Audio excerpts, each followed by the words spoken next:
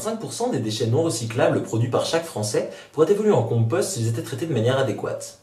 Devant l'action limitée des pouvoirs publics sur la question, de plus en plus de citoyens décident d'installer dans leur cuisine une micro-usine de traitement de ces déchets appelée lombricomposteur, et composée de 3 bacs superposés et recouverts d'un couvercle pour protéger le processus de la lumière, ainsi que d'un bac inférieur destiné à récolter les liquides de percolation.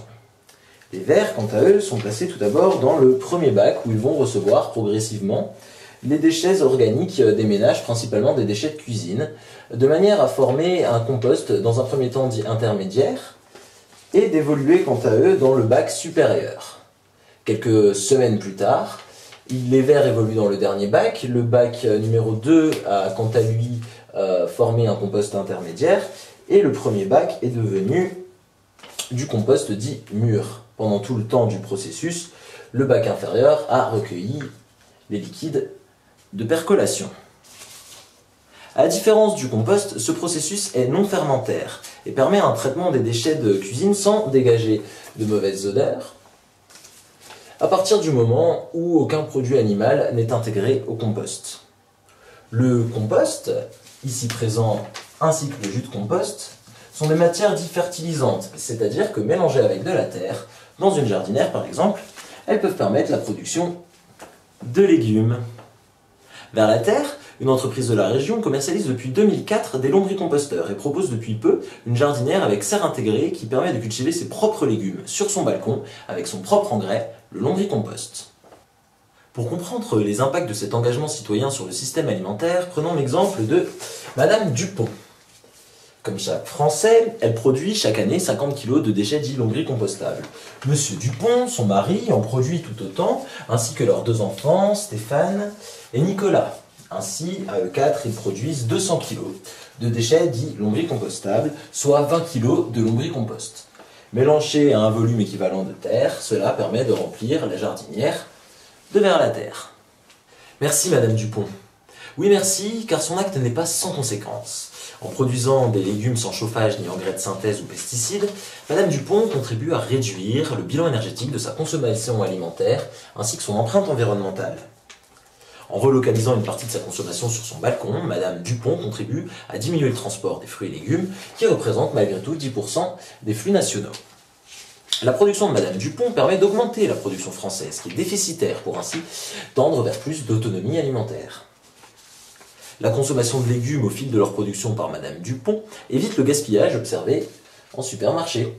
Enfin, en recyclant ses épluchures en engrais, Madame Dupont réduit la facture environnementale du traitement d'une partie de ses déchets alimentaires. Tout serait parfait dans le meilleur des mondes si Madame Dupont était agricultrice. En effet, son manque de technicité pourrait l'amener à surarroser et donc gaspiller de l'eau, mal optimiser le temps et les cycles et produire en dessous du potentiel, ou encore être absente lors des récoltes, notamment l'été.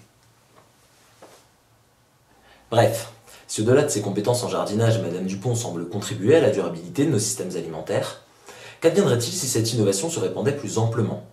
Les avantages cités précédemment pour Madame Dupont devraient rester d'actualité. Cependant, certains freins apparaissent. Le premier groupe de freins identifiés concerne les voies de compostage, notamment celles mises en place par le gouvernement. À ce premier frein, on peut répondre qu'un compostage à domicile est plus responsabilisant et plus engageant. Également, le lombricompostage est plus respectueux de l'environnement que le compostage traditionnel. Le deuxième groupe de freins identifié est lié à la capacité agricole des citoyens.